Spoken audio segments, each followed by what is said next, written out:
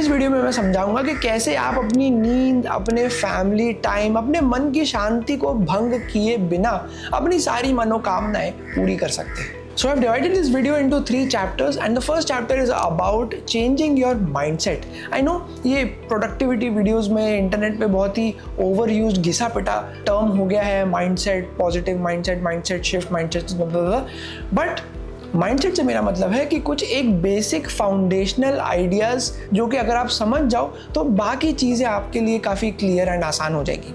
The first concept that I want you to understand is that being busy is not equal to being productive. Because दिन के and में तो हम सब थकते हैं, बट हर आदमी यूजफुल चीज़ करके नहीं थकता है। बहुत सारे लोग ये समझ ही नहीं पाते हैं कि वो क्यों दिन के एंड में थक जाते हैं एंड क्यों इनकी बहुत सारी मन की इच्छाएं सिर्फ इच्छाएं बन के ही खत्म हो जाती हैं। So my first advice would be to make a list of things that you want to do and आप अपने दिन में ऑब्जर्व कीजिए कि ये जो चीज़ें आप करना चाहते हैं आप उनकी तरफ कितना समय डेडिकेट करते हैं। फॉर एग्जाम्पल मुझे ऐसा लगता था कि मैं तो डॉक्टर हूँ, मैं तो बहुत हार्ड वर्किंग हूँ, तो मुझे ये वीडियो बनाना, जिम जाना, डाइटिंग करना वगैरह वगैरह चीज़ों के लिए ज़्यादा मेहनत नहीं करनी पड़ेगी, अलग से कोई टाइम नहीं निकालना पड़ेगा, अपन तो हार्ड वर्किंग है, सब कर लेंगे। बट मैंने एक दिन बैठ के देखा कि मैं ऐसे 15-20 दिन में कोई एक आधा वीडियो बना पाता हूँ, बड़ी मुश्किल से मुझे कोई स्क्रिप्ट लिखने का टाइम मिलता है, जिम भी मैं कभी जाता हूँ कभी नहीं जाता हूँ, एंड ओवरऑल मैं अपने दिमाग में बस सोचता ही रहता था कि मैं ये करूँगा, मैं वो करूँगा, एक्चुअल में मैं कुछ करता नहीं था। एक बार आपको समझ में आ गया है कि आपके लिए कौन कौन सी चीज़ें करना ज़रूरी है तो उन सब को एक साथ ही करना नहीं शुरू कर देना है। बट फिर होता ये था कि दिन के एंड में मैं सिर्फ हैरान एंड परेशान रह जाता था एंड इनमें कोई भी चीज़ ठीक से नहीं हो पाती थी। So with time I realise that if I focus on few things at one time तो मैं उनको ढंग से कर सकता हूँ, अच्छे रिजल्ट भी आ सकते हैं एंड एक बार वो आपके दिनचर्या में सेट हो गया तो आप दूसरी चीज़ पे प्रोग्रेस कर सकते हैं।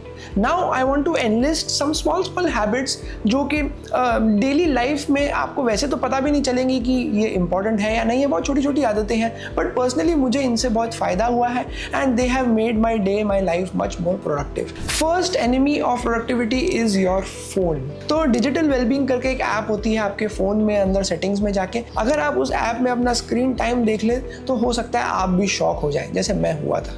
सोशल मीडिया के साथ एक खास बात यह है कि आपके ब्रेन को एंगेज रखता है। आप एक तरीके से थक जाते हो लेकिन कुछ काम की चीज़ नहीं करते हो। It is like fast food for your brain. आपका पेट तो भर जाता है लेकिन उसमें कोई न्यूट्रिशन नहीं होता है। बट अगर आपकी नज़र रहती है इन सब चीज़ों पे तो आप समय कम वेस्ट करते हो। Second small little habit is to write everything down, चाहे वो आपके फ़ोन में हो या पेन एंड पेपर पे हो। मैंने देखा है कि आपके दिमाग में बहुत सारी ऐसी थॉट्स होती है जो कि आपको परेशान कर रही हैं, प्रॉब्लम्स है जो कि आप सॉल्व नहीं कर पा रहे हो, बट एक बार आप उन्हें कागज़ पे लिख देते हो तो ये ओवर थिंकिंग का, ये रूमिनेशन का जो पैटर्न है वो ब्रेक हो जाता है एंड अननेसेसरी आपके इंजन जो है वो गर्म नहीं होते रहेंगे। Third little habit is to choose activities based on your energy level.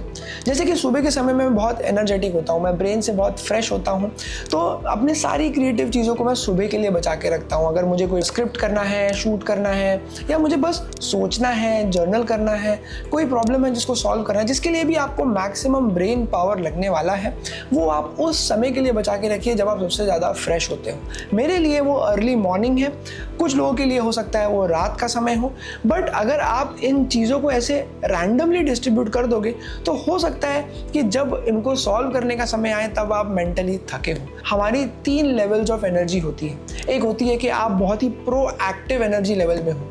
Proactive यानी कि आपका ब्रेन सबसे फ्रेश है, आप एकदम फोकस्ड हो। उसके नीचे एक लेवल आता है जहाँ पे कि आप एक्टिवली फोकस्ड है, यानी कि आप अपनी दिनचर्या कर रहे हैं, आपको ज़्यादा ब्रेन यूज़ नहीं करना पड़ रहा है बट फिर भी आप काम की चीज़ें कर रहे हैं। जैसे कि मैं अपना सारा पेपर वर्क दोपहर के समय बचा के रखता हूँ। जब मुझे फाइलें लिखनी होती है तो मैं अच्छे से कोई फ़ोन पे म्यूज़िक चला के आराम से बैठ के अपनी फाइलें लिख लेता हूँ। And third category of focus is जहाँ पे कि आप मेंटली एग्जॉस्ट हो चुके हो, अब आप कोई इंपॉर्टेंट चीज़ नहीं कर सकते, आप बस रिलैक्स होना चाहते हो। ऐसे समय में आप सोशल मीडिया यूज़ कर सकते हैं। This is called energy based time blocking, यानी कि आपने एनर्जी के हिसाब से आपने एक्टिविटीज़ चूज़ करी है और उनके लिए टाइम ब्लॉक किया हुआ है। जब हम छोटे होते हैं तो हम बहुत क्यूरियस बच्चे होते हैं, हमें अलग अलग चीज़ें ट्राई करनी होती हैं, हमें हर चीज़ के बारे में जानना होता है। बट जैसे जैसे हम बड़े होते हैं हम ये रियलाइज़ करते हैं कि इतना क्यूरियस होने का कोई फ़ायदा नहीं है। अपने जिम्मेदारियाँ निभाओ, जो ज़रूरी काम है बस उतना करो।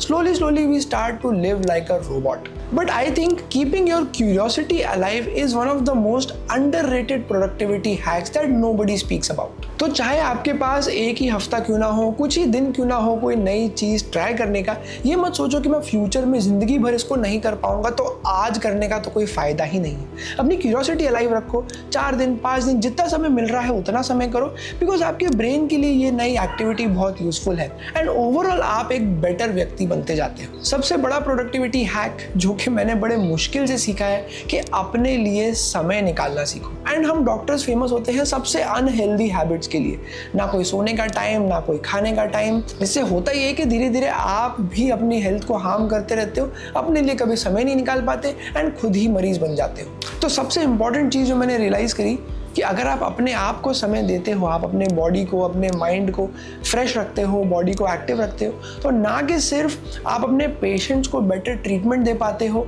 बट उनसे अच्छे से बात कर पाते हो। आप उनसे बात करने के टाइम फ्रस्ट्रेटेड नहीं होते हो, आप जल्दी में नहीं होते हो। हम सब ऐसे एक व्यक्ति को जानते हैं जिसका कि मूड जनरली अच्छा ही रहता है। आप उसके पास जाओ तो उसके पास अच्छी बातें होती है करने के लिए, इंटरेस्टिंग टॉपिक्स होते हैं, डीप मीनिंगफुल व्यूज़ होते हैं, ओपिनियन होते हैं चीज़ों पे। अब मैं पर्सनली बताऊं तो मेरा दिन सुबह शुरू होता है जिम जाने से। उसके बाद मैं थोड़ा कुछ राइटिंग करता हूं, कुछ वीडियोस के आइडियाज़ के बारे में सोच रहा होता हूं या कोई पॉडकास्ट सुन रहा हूं, कोई किताब पढ़ रहा हूं। ये सब मैं कर लेता हूं अपने हॉस्पिटल शुरू करने के पहले। In fact I will go on to say that खुद के लिए टाइम निकालना is the ultimate productivity hack that I learn to improve my time management and live a longer, happier and more fulfilling life. और chapter is about 2 specific strategies जो कि इन सारे points को apply करने में आपकी मदद करेगी। अब मैंने बहुत सारी चीज़ें ऐसी बताई हैं, हो सकता है इनमें से कुछ आपको पता हो, कुछ आपके लिए नई हो। आपको एक एक करके इनको अपने दिनचर्या में इंक्लूड करना है and the aim is to be consistent rather than perfect. अगर आपने वीडियो यहाँ तक देख लिया तो मैं आपके साथ एक PDF शेयर करना चाहूँगा जिसकी लिंक आपको डिस्क्रिप्शन बॉक्स में मिल जाएगी। उस PDF की मदद से आप प्रिंट आउट लेके पेन पेपर से अपनी दिनचर्या वैसे बना सकते हैं जैसे हमने अभी डिस्कस करी है। एनर्जी के हिसाब से अपनी चीज़ों को शेड्यूल करना, सुबह उठने का टाइम, सोने का टाइम, कौन कौन सी एक्टिविटी इंपॉर्टेंट है, कौन कौन सी नहीं है, ये सब आप उस शीट की मदद से एनालाइज कर सकते हैं। पहले जब मैंने ये करना शुरू किया था तो मुझे भी बहुत हंसी आती थी कि अरे विशाल तुम डॉक्टर हो, तुम सर्जन हो, ये सब चीज़ें थोड़ी तुम्हें शोभा देती है कि मतलब अब तुम बैठ के ये सब लिखोगे कि मतलब मैं इतने बजे ये करूँगा वो करूँगा, कोई स्कूल का टाइम टेबल थोड़ी बना रहे। बट जैसे ही मैंने ये किया मुझे क्लैरिटी आने लगी कि अच्छा इतनी सारी चीज़ें मैं करता हूँ जो कि ज़रूरी भी नहीं है, ये चीज़ मैं गलत समय पर कर रहा हूँ, ये चीज़ मैं सही समय पे कर रहा हूँ। अगर मैं थोड़ा बहुत इनको आगे पीछे कर दूँ तो काफ़ी आसान हो सकती है मेरी ज़िंदगी। So make sure after this video you download that PDF, take a look at it, and I hope it helps you to become a more productive and a happier person. The second strategy that really helped me not just become productive but also become a person जो कि चीज़ों को ज़्यादा present रह के कर पाता है is because I schedule time for thinking and reflecting. I will go on to say that चीज़ों के बारे में सोचना, उनको एनालाइज करना, अपने लाइफ के बारे में, होने वाले फ्यूचर के बारे में, आपने कोई किताब पढ़ी है या उसके बारे में, I will go on to say that it is almost like having a hobby. Generally हम देखा जाए तो आजकल के मॉडर्न ज़माने में, पोस्ट इंडस्ट्रियलाइजेशन एरा में काफ़ी कुछ एक रोबोटिक लाइफ जीते हैं।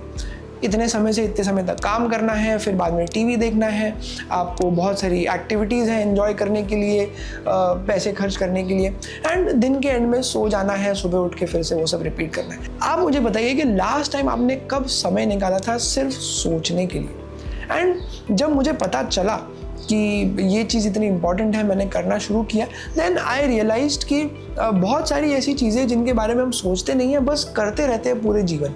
But if we stop and we wait, we think and reflect, then we can pick and choose कि हमको क्या करना है, क्या नहीं करना है। मैं ये चीज़ करता हूँ एवरी डे। सुबह उठ के जब मैं जिम जाता हूँ, I intentionally walk to the gym. मैं जिम कार से, बाइक से, ऑटो से, हर किस्म के वाहन से जा सकता हूँ, but I intentionally walk because एक स्टेप्स पूरे हो जाते हैं, दूसरा it gives you time to think and reflect. So I cannot stress this enough कि thinking and reflecting should be a priority in today's day and time rather than an activity जो कि नहीं किया तो भी चलेगा या समय मिलेगा तो करेंगे, या ये सब कौन करता है, सोचो मत, बस काम करो। तो अगर आपके मन में सवाल आ रहा है कि विशाल वो सब तो ठीक है, बड़ी तुमने इतनी जो चीज़ें बताई हैं उसके लिए मैं समय कैसे निकालूं, मैं तो टाइम पे सो भी नहीं पाता हूँ, टाइम पे उठ भी नहीं पाता हूँ, please fix my sleep Vishal, तो आपको ये वाला वीडियो काफ़ी इंटरेस्टिंग लगेगा। Make sure you watch that and also subscribe to the channel if you like all the topics that we have just discussed.